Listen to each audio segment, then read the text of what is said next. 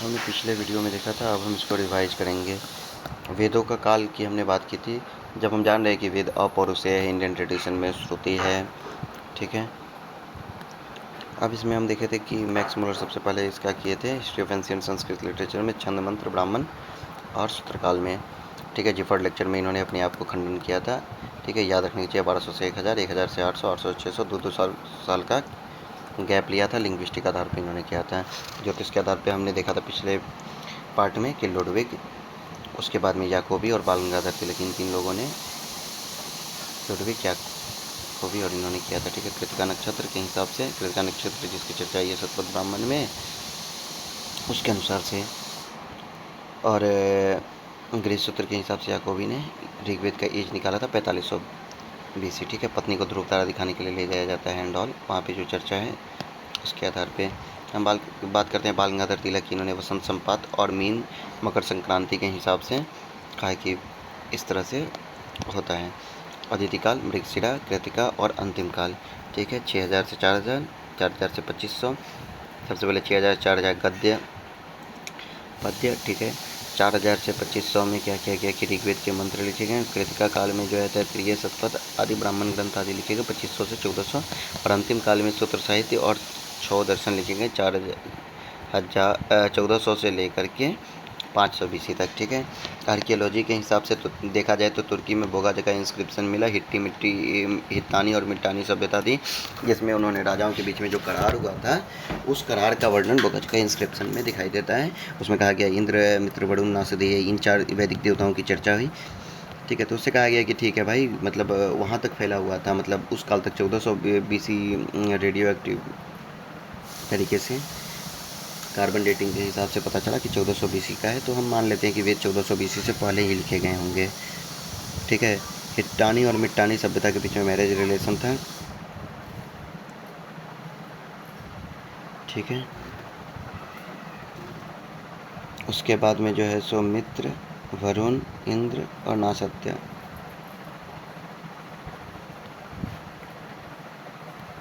अब बात करते हैं इंडस वैली सिविलाइजेशन की, तो वो 1600 BC का है।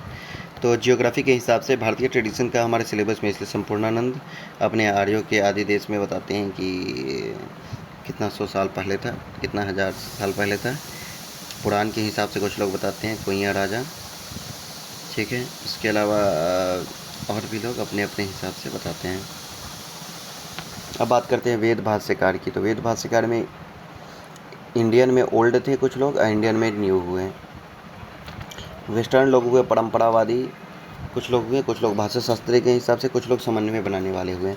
यास्क ने सबसे पहले यास्क ने वेद को एक्सप्लेन करने का प्रयास किया निरुक्त में 14 अध्याय में। ठीक है, वैज्ञानिक व्याख्याकार है, इन्होंने शब्दों को लिया और शब्दों का निर्वचन किया। 600 ऋचाओं की व्याख्या इन्होंने की है। इन्होंने 17 संप्रदाय का उल्लेख किया है जो वेदों का अर्थ निकालते थे। सायन की बात करें तो याज्ञिक व्याख्या करते हैं, सायन बहुत बात किए हुए हैं। वेदार्थ प्रकाश इन्होंने लिखा है, उन्होंने बहुत लगभग सारे वेदों का किया है और ब्राह्मण आदि ग्रंथों का भी किया है, और ये बहुत ही फेमस माने जाते हैं। सायन बहुत इंपॉर्टेंट हो जाते हैं वेद व्याख्याकार के रूप में। ठीक है, यास्क और सायन के बीच में बहुत सारे भाष्यकार हुए हैं। जैसे पहला तो स्कंद स्वामी है, ऋग्वेद का सबसे प्राचीनतम भाष्यकार है। ठीक है, इनके शिष्य हरीश स्वामी हुए हैं, वो शतपथ ब्राह्मण पे लिखे हैं। ऋग्वेद के 4 अष्टक पे नारायण और उद्गीत लिखे हैं। स्कंद स्वामी के बाद में, स्कंद स्वामी चूँकि 4 अष्टक तक लिखे थे। उसके बाद में माधव लिखे हैं ऋग्वेद पे भाष्य। ठीक है, उसके बाद में इनके वेंकट माधव, उसके बाद भट्ट भास्कर कृष्ण यजुर्वेद पे याज्ञ भाष्य। सायन तैत्तिरीय संहिता पे पहला भाष्य लिखे। शुक्ल यजुर्वेद,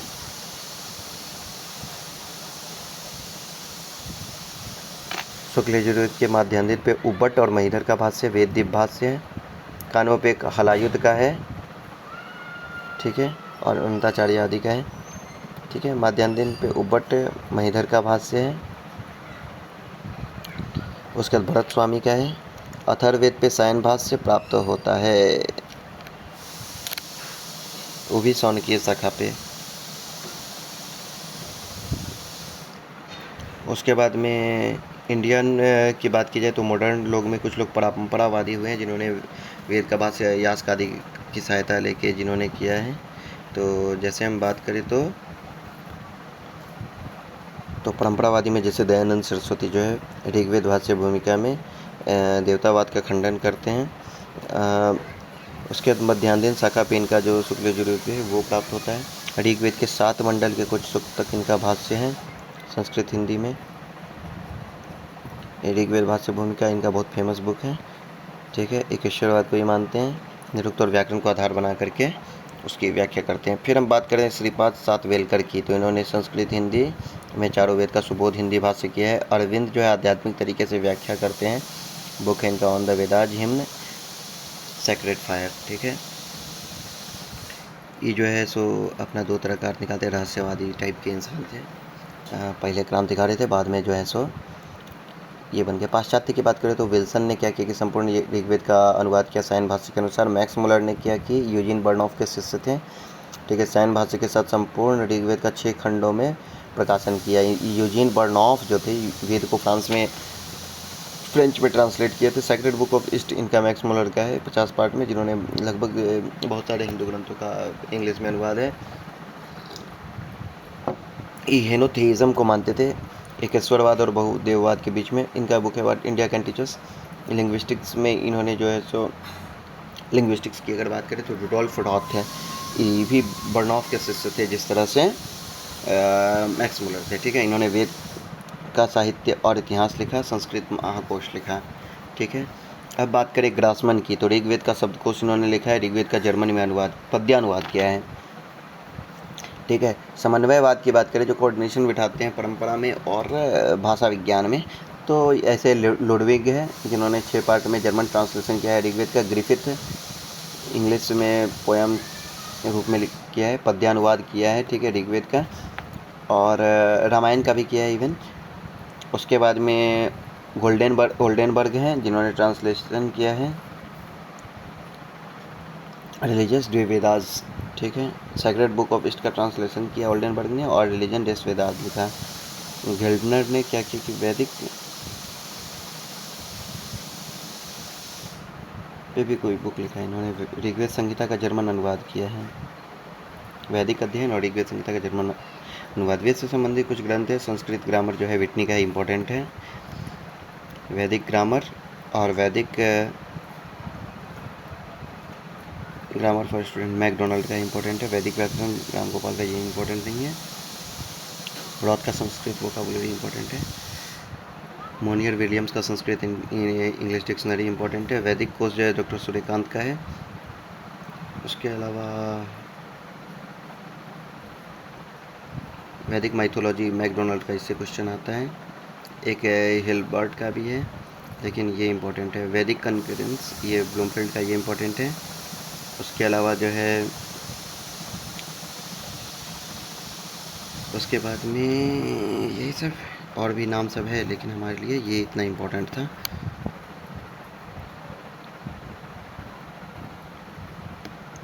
अब बात करते हैं ब्राह्मण ग्रंथ की, तो मंत्र यज्ञ रहस्य आदि सवर स्वामी इसका जो है सो ब्राह्मण का निर्वचन करते हैं, जो कि सिलेबस में मेंशन है। हेतु निर्वचन निंदा प्रशंसा संशय और विधि प्रक्रिया पुराकल्प धारण कल्पना, ठीक है। ये 10 जो है याद रहना चाहिए। मीमांसा सूत्र भाष्य में भी दिया गया। ऋग्वेद का कौन कौन सा ब्राह्मण है, त्रेय सांख्यायन या जिसको कौशिक की बोलते हैं। शुक्ल यजुर्वेद का शतपथ है, कृष्ण यजुर्वेद का तैत्तिरीय है और मैत्रायणी है। सामवेद का पंचविश है, षड्विश है। संविधान है, आरसेय है, दैवत है, ठीक है। संगीता उपनिषद है, जैमिनी है, ठीक है। तो ये सब नाम जो है ऋषि के आधार पे किया गया। ऋग्वेद से रिलेटेड ऋषि थे ऐत्रेय, सांख्यायन, कौशिक आदि, तो उनके नाम पे ही फिर ब्राह्मण ग्रंथ, आरण्यक, तो उपनिषद ग्रंथ आदि बने हैं, ठीक है। ऐत्रेय जो है साकल से लिया गया, 40 अध्याय 5 के समूह में पंचिका है, ठीक है। शुक्ल यजुर्वेद का है शतपथ, ठीक है, ब्राह्मण, ठीक है। और अथर्ववेद का है गोपद, ठीक है। और इसका ये अध्याय है, ये सब याद रखना है। कौन कौन सा आख्यान कहाँ पे दिया गया, जैसे शतपथ में तुम्हारा आख्यान दिया गया है उर्वशी आख्यान, जल प्रलय। उसके अलावा वाणी का आख्यान है, ठीक है, मन और वाणी का आख्यान। तैत्तिरीय ब्राह्मण की बात करें तो ये कृष्ण यजुर्वेद का पार्ट है, इसका भी स्टोरी है, लेकिन हम किसी और वीडियो में बताएंगे कि कैसे तैत्तिरीय, ठीक है, बन के याज्ञवल्क्य आदि। तो वो शुक्ल यजुर्वेद को और कृष्ण यजुर्वेद को समझने के लिए वो स्टोरी इम्पोर्टेंट हो जाती है। हम बात करते हैं तैत्तिरीय ब्राह्मण की। कृष्ण यजुर्वेद 3 कांड में बांटा गया है, ठीक है। इसका जो है डिटेल आप लोग देख लीजिएगा, क्योंकि ये जो है बहुत ज़्यादा बड़ा हो जाएगा वीडियो।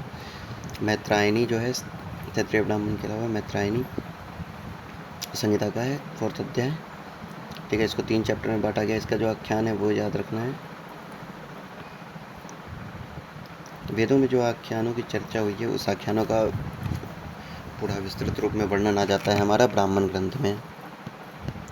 अब बात करें कि ऐत्रेय ब्राह्मण ऐत्रेय माहिदास का लिखा हुआ है, ठीक है। इसका जो है ये सब कुछ दिया हुआ है इसमें। चराइवेती जो है सो यहाँ से ऐत्रेय, ठीक है। इसमें सीमा उमा बताया गया है एंड ऑल, ठीक है। कौशिकी ब्राह्मण की बात करें तो वास्कल शाखा से इसका कौशिकी ब्राह्मण मिलता है, ठीक है। 30 अध्याय और ये खंड है इसका, इसमें भी हमको इसका देखना है। फिर अब बचा हमारा लास्ट, दैट इज़ गोपथ। हम जल्दीबाजी में इसको कर रहे हैं ताकि गोपथ ऋषि, ठीक है। इसका पूर्व गोपथ है, उत्तर गोपथ है। इसमें इतना अध्याय, इसमें इतना अध्याय है, ठीक है। इसको कंडिका में फिर बांटा गया है। इसमें अथर्ववेद को ही बेस्ट कहा गया है, किसी से 3 वेद निकले हैं इधर। फिर हम देखते हैं सामवेद के कुछ ब्राह्मण जो बच गए थे, जैसे कि तांड्य, जिसको पंचवेश या प्रौढ़ कहते हैं, ठीक है। उसके बाद षड्वेश है, तांड्य का परिशिष्ट इसको बोलते हैं, ठीक है। इसमें 25+1 अध्याय है, ठीक है। उसके बाद में साम विधान है, इसमें 3 प्रकरण हैं। इसका सायन भाष से प्राप्त होता है। आर्षेय ब्राह्मण 3 प्रपाठक हैं। इस सामवेद की अनुक्रमणी इसमें दी गई है ऋषियों की सूची, इसलिए इसको आर्षेय कहा गया है। 8 श्लोक की सूची है। दैवत है, देवता अध्याय वाला ब्राह्मण है, सामवेद के ब्राह्मणों में सबसे छोटा है। सायन भाष्य इस पे उपलब्ध है। 3 खंड में वैदिक छंदों का निर्वचन।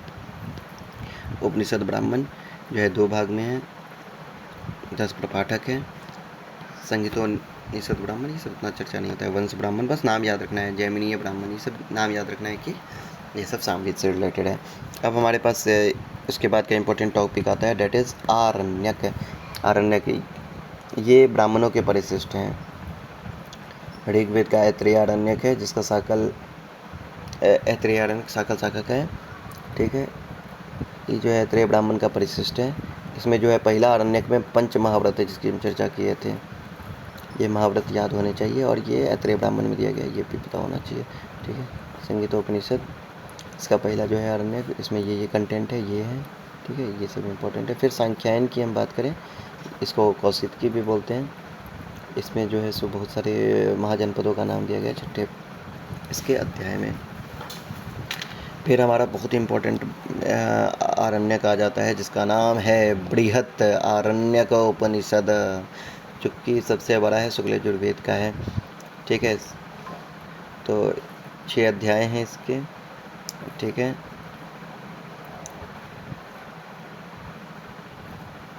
इस पे जो है शंकर रामानुजम और सायन का भाष्य उपलब्ध है।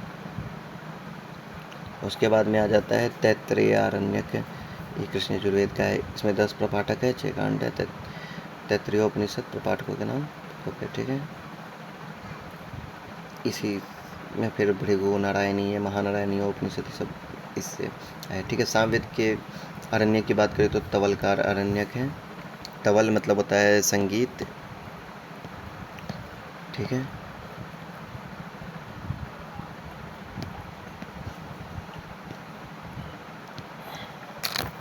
अब बात करते हैं उपनिषद, जो क्रीम है, ठीक है, वैदिक साहित्य का। तो हम बात करते हैं मुक्तिकोपनिषद की। इसके अनुसार से 108 उपनिषद हैं। कात्यायन के अनुसार 220 को हैं। कुछ लोग 223 तक ले जाते हैं। उसके बाद में प्राचीन उपनिषद जो 14 गो हैं, जिसमें से 10 गो इम्पोर्टेंट है, जिस पर शंकर भाष्य, ईश, केन, कठ, प्रश्न, मुंड, मांडुक्य, तैत्तिरीय, ऐत्रेय, छांदोग्य, बृहदारण्यक, दशः। ऋग्वेद के ऐसे बांटा गया है, कुछ लोग जो बांटे हैं, ये से गिनती उतना इम्पोर्टेंट नहीं है, ठीक है।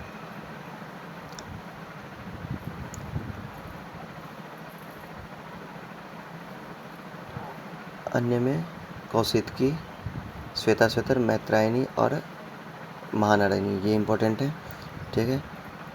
अब बात करते हैं कि दारासिकोह 50 उपनिषदों का अनुवाद किया है, ठीक है। विंटरनेट जो है इसको दार्शनिक कविता बोलता है। दारासिकोह जो 50 में अनुवाद किया है ना, वो याद रखने की चीज़ है, जिसको सिरके अकबर बोला है, ठीक है। अब इसका जो पंच महावाक्य है वो याद रखना है, ये वाक्य सब याद रखना है। सर्वखल्वमिदं ब्रह्म, छांदोग्य, यतो वा इमानि, तैत्तिरीयोपनिषद, अयम आत्मा ब्रह्म, मांडुक्य, प्रज्ञान ब्रह्म, ऐत्रेयोपनिषद, अहम ब्रह्मास्मि, बृहदारण्यक, तत्त्वमसि, छांदोग्य, सत्यम वद धर्मम चर, तैत्तिरीयोपनिषद, ठीक है। उसके बाद में हम बात कर रहे हैं कि कुछ और तथ्य की, जैसे कि ऋग्वेद का ऐत्रेय कौशिकी है, शुक्ल यजुर्वेद का इससे, और बृहदारण्यक के कृष्ण यजुर्वेद का तैत्रेय, कठ, श्वेताश्वतर, मैत्रायणी और महानारायणी है, ठीक है। सामवेद का केन, छांदोग्य, अथर्ववेद का मुंड मांडुक्य, प्रश्न है। ईशोपनिषद का शुक्ल यजुर्वेद, ईशोपनिषद जो है शुक्ल यजुर्वेद का 40वां अध्याय है, ठीक है। बृहदारण्यक जो है सो शतपथ ब्राह्मण के लास्ट 6 चैप्टर का है, प्राचीनतम 5 उपनिषदों में से एक है। इसकी गद्यात्मक भाषा शैली है। खैर हम अभी इस पे नहीं जाते हैं, हम पहले बात करें ऐत्रेयोपनिषद की। तो ऐत्रेयोपनिषद की जब हम बात करें तो ऐत्रेयारण्यक का सेकेंड अरण्यक का 406 अध्याय है। इसमें विश्व की उत्पत्ति, स इच्छत लोकान सृजते, ठीक है। इसने इच्छा करके ही उसने सारा जगत की सृष्टि कर दी, ठीक है। कौशिक की सेकेंड उपनिषद की बात करें तो कौशिक की आरण्यक से लिया गया है, 3 से 6 चैप्टर, ठीक है। 4 अध्याय हैं। देवयान, पितृयान आदि की चर्चा जो है यहाँ पे की गई है। उसके बाद में तीसरा ईशावास्योपनिषद है शुक्ल यजुर्वेद का। बृहदारण्यक उपनिषद जो है सो उसी का है, शतपथ ब्राह्मण से इसको उठाया गया है, ठीक है। इसमें जो है याज्ञवल्क्य मैत्रेयी संवाद बहुत ही इम्पोर्टेंट है, ठीक है। गार्ग्य अजातशत्रु का संवाद जो है ये भी इम्पोर्टेंट है, ठीक है। बृहदारण्यक बहुत इंपॉर्टेंट हो जाता है, ठीक है, मैत्रेय वाली, ठीक है। उसके बाद हम बात करें 5वां उपनिषद की तो तैत्तिरीयोपनिषद, देखिए तैत्तिरीयोपनिषद तैत्तिरीय आरण्यक के 10 प्रपाठक में से 7 से 9 तक, 3 अध्याय, अनुवाकों में विभाजन, शिक्षा, ब्रह्मानंद और भृगुवल्ली, ठीक है। जिसमें से भृगुवल्ली हमारा लगा था ग्रेजुएशन। तैत्तिरीयोपनिषद का ये वाला पोर्शन याद रखना है कि शिक्षा, ब्रह्मानंद और भृगु 3 पार्ट में बांटा गया, शिक्षा, ब्रह्मानंद और भृगुवल्ली, ठीक है। कठोपनिषद की बात करें तो ये हमारे सिलेबस में डायरेक्ट लग रखा है, यम नचिकेता संवाद के कारण, और ये कृष्ण यजुर्वेद की कट शाखा का है। 4 अध्याय, 3-3 वल्लियाँ हैं, ठीक है। नचिकेता यम संवाद है, बहुत ही इंपॉर्टेंट हो जाता है। भगवद गीता के बहुत सारे श्लोक यहाँ से सीधे सीधे उठा के डाल दिए गए हैं। 7वें उपनिषद की बात करें तो 7वां उपनिषद हो जाता है मैत्रायणी। मैत्रायणी जो है कृष्ण यजुर्वेद का है, इसमें 7 प्रपाठक है सबसे। इसमें जो है मैत्रायणी में ही सांख्य योग के बारे में बात किया गया है। उसके बाद में हम बात करें 8वां की बात करें तो महानारायणी उपनिषद कृष्ण यजुर्वेद का है। उसके बाद में बात करें तो श्वेताश्वतर कृष्ण यजुर्वेद का है, ठीक है।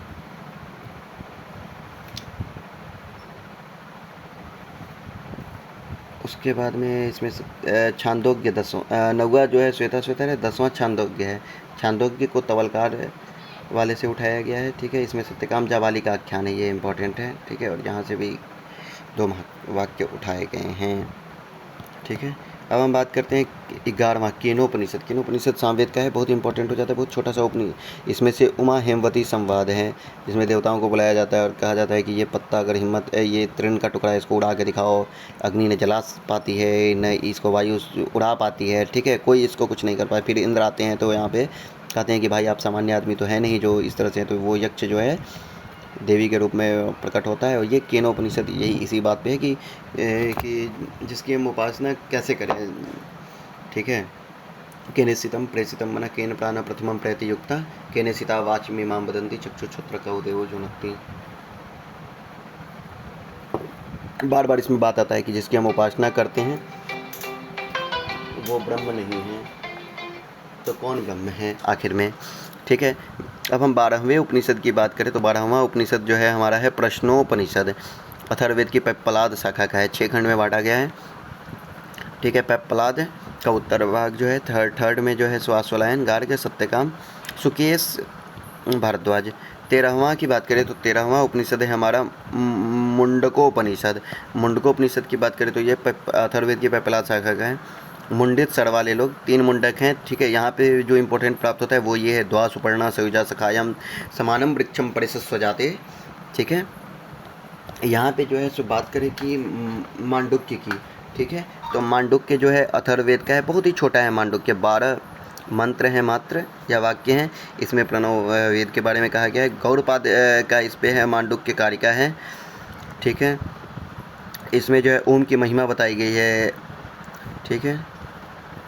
अयम आत्मा ब्रह्म सो अयम आत्मा, उसके बाद स्वप्न, जागृत, सुसुप्ति, तुरीय, ओम, तुरीय चतुर्थ अवस्था है। ठीक है। ये सब बताया गया है।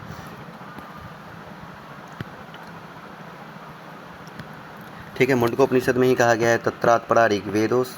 ठीक है। और इसमें 6 का नाम बताया गया है। ठीक है। उसके बाद बात करते हैं हम वेदांगों की। तो वेदांग में 6 गो वेदांग हैं। ठीक है। 6 वेदांग और कौन कौन से वेद के अंग कहाँ से लिया गया है, जैसे मुखम व्याकरणम स्मृतम, जैसे कहा गया है कि तुम्हारा ज्योतिषाम अयनम चक्षुः। ठीक है। तो वेदों के अंग बताए गए हैं वहाँ पे पाणिनीय शिक्षा में। खैर हमारे लिए ये इंपॉर्टेंट है कि शिक्षा जो है सो वेदों का घ्राण है। इसमें 63-64 वर्ण बताए गए हैं। स्वर को 3 भाग में बांटा गया है, उदात्त, अनुदात्त और स्वरित को। ठीक है। घ्राण नासिका होता है, हर्ष, दीर्घ, प्लुत मात्रा होता है। ठीक है। बल जो है उच्चारण, जैसे कंठ, तालु, मूर्धा आदि। साम जो है निर्दोष उच्चारण है। संतान जो है संधि या संहिता के नियम के साथ पदों का व्यास। ठीक है। उसमें जैसे साम में हम बात करते हैं 6 गुण का माधुर्य, अक्षरम व्यक्ति, पदच्छेदम, सस्वरा, धैर्यम, लय, समर्थम छ। ठीक है। उसी तरह से अब बात करें तो 6 गो दोष हैं। ठीक है। गीत युक्त, उसके बाद में जैसे कि तुम्हारा सर हिलाना, यथा लिखित बताना। ठीक है। अर्थ न जानना, ये सब पाणिनीय शिक्षा में दे रखा है इन्होंने। ठीक है। अब हम बात करें तो जैसे शिक्षा ग्रंथ में ही प्रतिशाख्य ग्रंथ आते हैं, शाखा शाखा प्रति। ठीक है। ऋग्वेद का है ऋग प्रतिशाख्य, कृष्ण यजुर्वेद का है तैत्तिरीय प्रतिशाख्य, शुक्ल यजुर्वेद का वाजसेयी प्रतिशाख्य, सामवेद का है साम प्रतिशाख्य। इसमें साम तंत्र, पुष्प सूत्र और अड़िक तंत्र है। अथर्ववेद की बात करें तो अथर्ववेद प्रतिशाख्य, अथर्ववेद की शाखा और सौनकीय चतुराध्यायी इसका है। ठीक है। ऋग्वेद का पाणिनीय शिक्षा है, सामवेद का नारदीय है, शुक्ल यजुर्वेद का याज्ञवल्क है और कृष्ण का व्यास है, और अथर्ववेद का मांडुक्य। ठीक है। अब बात करते हैं कल्प की। तो कल्प ग्रंथ की अगर बात करें तो कर्मों का वर्णन। ठीक है। कर्म कौन से? यज्ञ आदि कर्मों का। ठीक है। इसमें 4 तरह के सूत्र होते हैं, श्रौत सूत्र, गृह सूत्र, शूल सूत्र और धर्म सूत्र। इससे क्वेश्चन आते हैं, इसलिए याद रखना है। ऋग्वेद का है जैसे अश्वलायन, सांख्यायन। ठीक है। श्रौत्र सूत्र। ठीक है। इसका शूल सूत्र कौन सा है? ठीक है। सेम वे में शुक्ल यजुर्वेद का सब कुछ याद रखना है, चारों। ठीक है। कृष्ण यजुर्वेद का कौन कौन सा है, अथर्ववेद का कौन कौन सा है। अथर्ववेद का तो सिंपल है, वेदांत, कौशिक। ठीक है। सामवेद का याद रखना है कि कौन कौन है। ठीक है। कि श्रौत सूत्र कौन कौन सा है, गृह सूत्र कौन कौन सा है, उसके बाद में शूल सूत्र कौन कौन सा है और धर्म सूत्र कौन कौन सा है। ठीक है। और शूल सूत्र की बात करें तो शूल सूत्र सिर्फ और सिर्फ यजुर्वेद का है। अब बात करते हैं व्याकरण की। मुखम व्याकरणम स्मृतम। इसमें जो है बहुत सारे व्याकरणाचार्य पहले लोग थे। कुछ लोग थे जो कहते थे कि भाई सिर्फ पद का तोड़ तोड़ के कर लेंगे। ठीक है। कुछ लोग फिर बाद में बोले, पहले लोग बोले कि हर एक शब्द को जान लिया जाए तो जान जाया जाएगा। फिर जैसे कहा गया है ना कि एक शब्द को सम्यक रूप से जान जाए तो आदमी स्वर्ग पालेगा। लेकिन बाद में लोग बोले कि एक शब्द को जानना संभव नहीं है, सो हम लोग कैटेगराइज करना होगा और तब उसको पूरा एक तरीके से व्याकरण बनाना होगा। ठीक है। तो व्याकरण जो है पहले जो है इंद्रादि थे, इंद्र पहला व्याकरण थे। यास्क जो है पद को विच्छेद करते हैं, निर्वचन करते हैं। पाणिनीय जो है सो अष्टाध्यायी लिखते हैं। व्याकरण का उद्देश्य क्या क्या है? रक्षा ओह आगम। ठीक है। और रक्षा ओह आगम, लघु और असंदेह। लघु तो बहुत इंपॉर्टेंट हो जाता है, इसको एक मात्रा बचा लेने पे लोग संतान प्राप्ति जैसा सुख मानते थे व्याकरण लोग। ठीक है, बाद में चरण व्यूह आदि बताएं। ठीक है, खैर ये अलग चीज़ हो गया, चरण व्यूह ये अलग है, इसका अलग टॉपिक का है। ठीक है, हमारे लिए ये इंपॉर्टेंट था। यहाँ पे 10 प्राचीन व्याकरणाचार्य का नाम आप इसीलिए काश्यप, गर्ग, गालव, चक्रवर्मन, भारद्वाज, शाकटायन। ये शाकटायन अलग है, जैन शाकटायन जो व्याकरण वाले पोर्शन में वो अलग हैं। साकल्य, सौनक, स्फोटायन। ठीक है, यह व्याकरण की बेसिक बातें हो गई। फिर हम बात करते हैं छंदस की। छंदस बहुत इम्पोर्टेंट हो जाता है। छद आच्छादने से बना हुआ है। ठीक है, असुन प्रत्यय लग के 7 वैदिक छंद मुख्य हैं। ठीक है, पिंगल जो है छंद शास्त्र लिखे हैं, छंद शास्त्र। ठीक है, पाणिनि का मेनली शिक्षा ग्रंथ फेमस है। कल्प ग्रंथ में तो बहुत सारे लोगों ने अलग अलग लिखा है। खैर, व्याकरण में बात करें तो पाणिनि का अष्टाध्यायी से जो है सो फेमस है, जिसमें 5 तरह की चीज़ें हैं। उसके बाद 5वां हो गया ये चौथा बीच में छूट गया था, निरुक्त, निस, वच और अक्ता प्रत्यय मिलके बना हुआ है निघंटु। इसको 5 अध्याय, निघंटु जो है 5 अध्याय में बटा हुआ है, 3 कांड में बटा हुआ है। उसी निघंटु को जो है सो निरुक्त में, निघंटु एक तरह से डिक्शनरी है, निरुक्त उसकी व्याख्या है। तो निरुक्त में इसी को क्या किया गया है, 3 कांड में ही रखा गया है, लेकिन इसको टोटल जो है 12 अध्याय प्लस 2 अध्याय कर दिया गया है। ठीक है, इस पे जो है निघंटु पे स्कंद स्वामी की व्याख्या है, दुर्गाचार्य की है। ठीक है, निरुक्त के 14 अध्याय पे सौनक। उसके बाद ये अलग आ गया अनुक्रमणीय लिस्ट। ठीक है, अनुक्रमणीय ग्रंथ भी इम्पोर्टेंट है, लेकिन अभी उतना नहीं इसको जानना है। पहले हम ज्योतिष पे आते हैं। तो ज्योतिष जो है, ज्योतिषाम एनम चक्षु, ये जो है वेद पुरुष का आँख है। ठीक है, ये व्याकरण जो है सो मुँह है। ये शिक्षा जो है वो है नासिका। ठीक है, कल्प जो है इसका हस्त है। ठीक है, उसके बाद बात करते हैं कि ये ज्योतिष। तो ज्योतिष जो है सो आर्ष ज्योतिष और यजुष ज्योतिष। आर्ष ज्योतिष में 36 मंत्र हैं। यजुष इसके जो है ज्योतिष के जो मुनि हैं उनको बोलते हैं लगध मुनि। लगध मुनि के इस वेदांग ज्योतिष पे सोमाकर भाष्य लिखा गया है, सोमाकर और सुधाकर भाष्य।